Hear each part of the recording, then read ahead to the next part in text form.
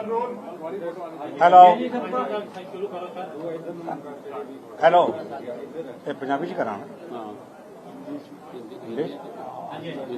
देखिए, ऐसा है तकरीबन जुलाई के एक दिन 2 दिन पहले हिंदुस्तान की सरकार ने ये सोचा छोड़ा कि हम यूनिवर्सल सिविल कोड जो है वो लाएंगे। उसके बारे में समूचे हिंदुस्तानियों को किसी भी लफ्ज ए बी सी भी उसके बारे में नहीं बताया गया था।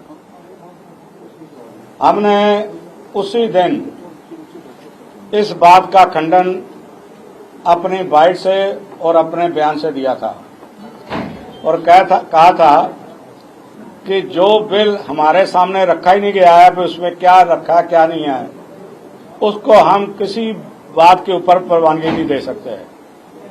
दूसरा, हमने ये बात कही बड़े सख्ती से कि हिंदुस्तान की आजादी से पहले जो सिखों के साथ वादे किए गए थे, आप उन वादों को क्यों मुकर रहे हो, क्यों पीछे हट रहे हो।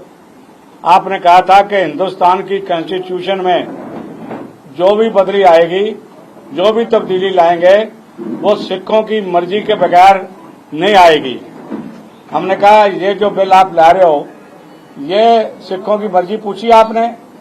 सिखों की 2 नुमाइंदा जमात हैं, एक है श्रोमणी गुरुद्वारा प्रबंधक कमेटी, धार्मिक तौर पे वो सबसे बड़ी जमात है।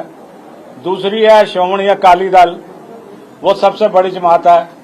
चलो, कई राष्ट्रीय पार्टियों ने अकाली दल के 2 इधर किए हैं। आपने जो इधर उधर किए उनसे भी पूछा आपने, उन्होंने क्या कहा, इस बिल के हक में है कि खिलाफ है। हम ये बात कह देना चाहते हैं कि हमने बहुत चुनिंदा मेंबरों की मीटिंग बुलाई थी, पर जहां हजारों वर्कर इकट्ठे हो गए थे और हमने मता पास किया है कि इस यूसीसी कोड को ये हम जड़ से इसकी निंदा करते हैं और इसको किसी कास्ट में हिंदुस्तान में लागू नहीं करने देंगे जब तक सिखों की अप्रूवल और मराठी वालों की अप्रूवल ना हो जाए।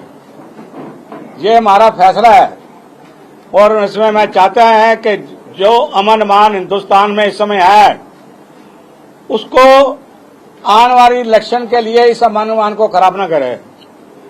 हमारे लिए तो हिंदुस्तान में जो मर्जी राज करे, पर सिखों की नाराजगी लेके कोई कहे कि मैं हिंदुस्तान में राज कर लूंगा, तो मैं समझता हूं कि वो बेवकूफों की दुनिया में रहते हैं। हम बिल्कुल अभी तक सबसे पहले सरकार जो यूनिवर्सल कॉमन कोड बिल है उसको श्रोमणी कमेटी में भेजे, अकाली दल सुखबीर सिंह बादल प्रधान को भेजे और दूसरे जो घटक हैं, चाहे ढींडसा है चाहे अमरिंदर सिंह है, उनको भी भेजे। हमें उनके भी विचार पता तो चलेंगे ना, वो सिखों के साथ खड़े हैं या नहीं खड़े हैं। तो इसलिए जब तक ये 2 जथेबंदियां और जो छोटे अकाली दल हैं वो इसको पास नहीं करेंगे, तब तक हम इसकी मान्यता नहीं देंगे। हमें इसके लिए हिंदुस्तान के हर बड़े शहर में जहां सिखों की आबादी है वहां हम जाएंगे और वहां उनको इस बिल के बारे में बताएंगे और उनकी डिसअप्रूवल इस बारे में लेंगे। हम ये खाली हमने यहां मीटिंग करके नहीं है, यहां हमें लोगों ने सुझाव दिया है कि खाली आप यहां सिख इकट्ठे ना हो, जो और माइनॉरिटीज कमिटीज हैं वो भी अपने साथ लो और एक बड़ी मीटिंग जो है वो हम करने जा रहे हैं। मैंने अभी जहां सरदार मनजीत सिंह जीके से और जो कुलदीप सिंह जी मेरे साथ बैठे हैं, पुराने अकाली लीडर हैं, खुरान जी बैठे हैं, हमने इस बात की सहमति ले ली है। सरदार करतार सिंह चावला बैठे हैं, सारे मेंबरों से पूछ लिया है। सब ने कहा है कि हम उस मीटिंग के लिए तन मन धन लगाकर उसको कामयाब करेंगे। पर छोटी बात सिर्फ एक है, किसी कास्ट के ऊपर ये बिल हिंदुस्तान की सरकार द्वारा ठोसा गया, वो अपने ऊपर ठोसे जो ठोसना है, हम अपने ऊपर ठोसने नहीं देंगे।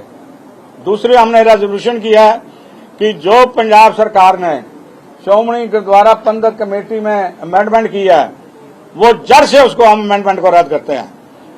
गवर्नर पंजाब को हमने अपील करते हैं कि वो इस बिल की प्रवानगी ना दे।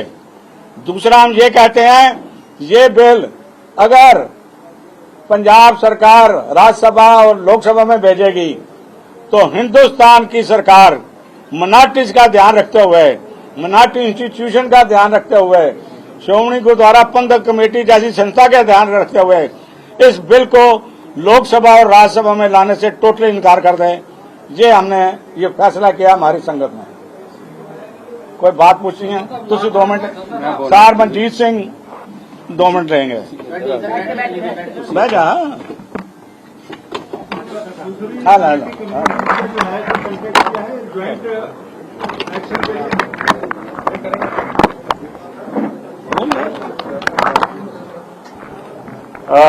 जैसा हिंदुस्तान में इस वक्त बहुत चर्चित बात चल रही है यूसीसी के बारे में, और एक डेट दे दी गई जुलाई के मिड की कि आप तब तक अपने विचार हमारे को दीजिए। मुझे ये नहीं समझ आता कि जब हमारे पास उसका ड्राफ्ट ही नहीं है, हमारे को बताया ही नहीं गया कि सरकार क्या करना चाहती है, हम उसके ऊपर अपने विचार कैसे दे सकते हैं।